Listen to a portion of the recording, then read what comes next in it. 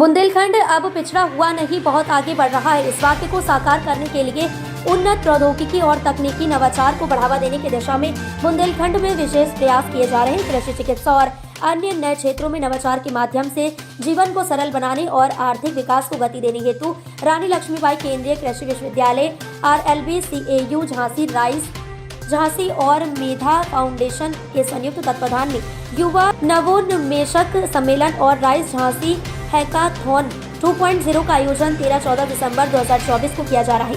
इस कार्यक्रम का मुख्य उद्देश्य नवाचार और तकनीकी आधारित नए उद्यमों, स्टार्टअप्स और कुटीर उद्योगों को स्थापित करना है। युवाओं, छात्र छात्राओं में नवोन्मेषी सोच विकसित कर स्थानीय और वैश्विक चुनौतियों का समाधान प्रस्तुत करना तथा नवाचार हेतु सशक्त माइक्रो इकोसिस्टम का निर्माण करना इस आयोजन का अभिप्राय है।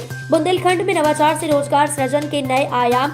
इस आयोजन से बुंदेलखंड के युवाओं को विभिन्न क्षेत्रों में नवाचार के माध्यम से नई संभावनाओं को तलाशने का अवसर मिलेगा। नवाचार आधारित स्टार्टअप्स और उद्यमों की स्थापना से इस क्षेत्र में रोजगार के नए साधन उत्पन्न होंगे। इस कार्यक्रम का मुख्य विषय ideas from the mind to ideas on the ground है।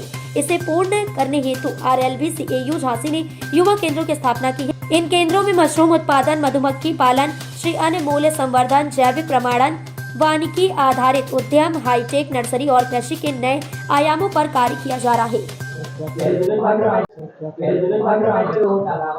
देखिए, 2 दिवसीय 13-14 दिसंबर को एक इनोवेटर्स मीट कर रहे हैं, जिसमें कि विभिन्न विश्वविद्यालयों से, चाहे वो कृषि के विश्वविद्यालय हों या दूसरे विश्वविद्यालय हैं, वहाँ से युवा छात्रों को बुलाया है, जो कि अपने अपने विचार लेकर के इस कार्यक्रम में भाग लेंगे और विचार जो कि इनोवेटिव हों, नवोन्मेषी हों, जिनके ऊपर कोई स्टार्टअप शुरू किया जा सकता है या कोई छोटी कंपनी बनाई जा सकती है, तो ऐसे विचारों को लेकर के आएंगे। और यहाँ पर एक जजिंग कमेटी होगी जो कि स्क्रीनिंग करेगी कि किसके विचार या किसके आइडियाज सबसे अच्छे हैं, जो कि बाद में इसको स्टार्टअप के रूप में परिणति दी जा सकती है। तो ऐसे युवकों को पुरस्कृत भी हम करेंगे और फिर जाकर के जहाँ से भी वो आ रहे हैं अपने अपने क्षेत्रों में अपने ग्रेजुएशन की डिग्री पूरी करने के बाद या पोस्ट ग्रेजुएशन की डिग्री पूरी करने के बाद अपने स्टार्टअप को शुरू कर सकते हैं। तो और एक इसका उद्देश्य ये भी है कि जो युवा वर्ग है उनमें जागरूकता उत्पन्न की जाए कि नौकरी ही एक सबसे सरल उपाय नहीं है, बल्कि स्टार्टअप यदि कोई शुरू करता है तो स्वयं का भी रोजगार देगा और दूसरे को भी रोजगार दे सकता है। और इसके लिए जो वैज्ञानिक और तकनीकी सलाह की जरूरत है, उसमें विश्वविद्यालय, हमारा विश्वविद्यालय तो कर ही सकता है, दूसरे विश्वविद्यालय भी अपने अपने क्षेत्रों में अपने अपने स्थानों पर करेंगे।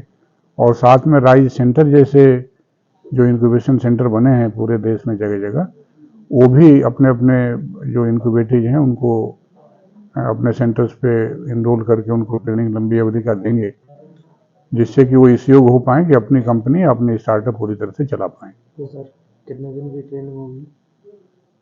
ये जो कार्यशाला है तो 2 दिवसीय 13 और 14, लेकिन जो इंक्यूबेशन सेंटर्स हैं वो विभिन्न अवधि का करते हैं।